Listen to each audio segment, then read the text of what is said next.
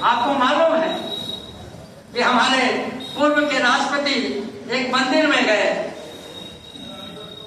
और पुजारी ने उनको हाथ पकड़ के बाहर फेंक दिया, खींच दिया, भागो, तुम कहां से आ गए। ये राष्ट्रपति की स्थिति है। सामान्य लोगों की क्या स्थिति होगी।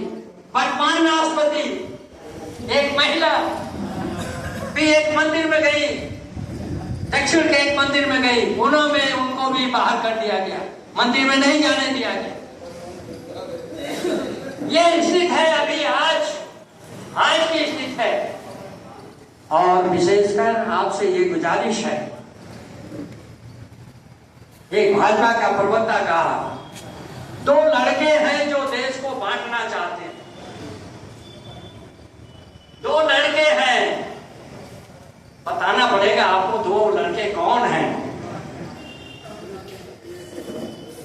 वो दो लड़के नहीं हैं, वो इस देश के महानायक होने जा रहे हैं, तुमको जानना चाहिए।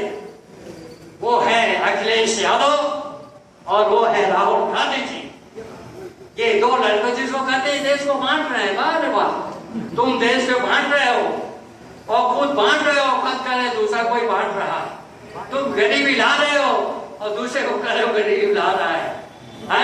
तुमको ये प्रथम बार ही देश में देखा गया है, प्रथम बार कि कोई सरकार देश के मुद्दों पर बात नहीं कर रही है, देश के गरीबों की बात नहीं कर रही है, रोटी की बात नहीं कर रही है, गैस की बात नहीं कर रही है।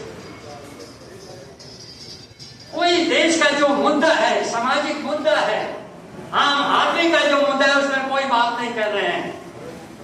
क्या बात कर रहे हैं? हिंदू मुसलमान,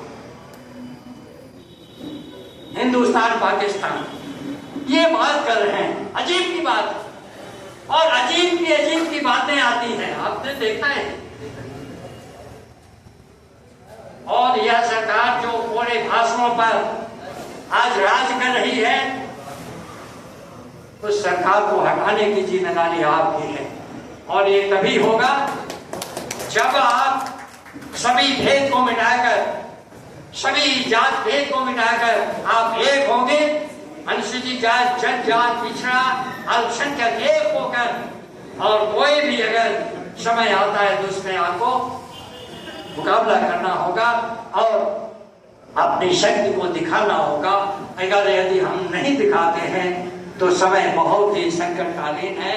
और बाबा साहब का जो दिया हुआ संविधान है, वह संविधान भी खतरे में है। जब संविधान खतरे में है तो आरक्षण भी खतरे में है, और पिछड़े और दलित का जो मानव सम्मान है वह भी खतरे में है। इससे हम सभी को सावधान रहने की जरूरत है और इस पर हमें एकजुट होने की आवश्यकता है। इन शब्दों के द्वारा मैं आपसे गुजारिश करूंगा कि आज के अवसर पर हमारे जो महान समाज सुधारक रहे हैं, जो हमारे समाज के पुरोधा रहे हैं, जिनके उपलक्ष्य में आज यहाँ अध्यक्ष ने जो यह सम्मेलन किया है, उनके सपनों को साकार करने के लिए आपको आगे बढ़ना होगा, आह्वान करना होगा। जय भीम, नमो बुद्धाय और जय विज्ञान।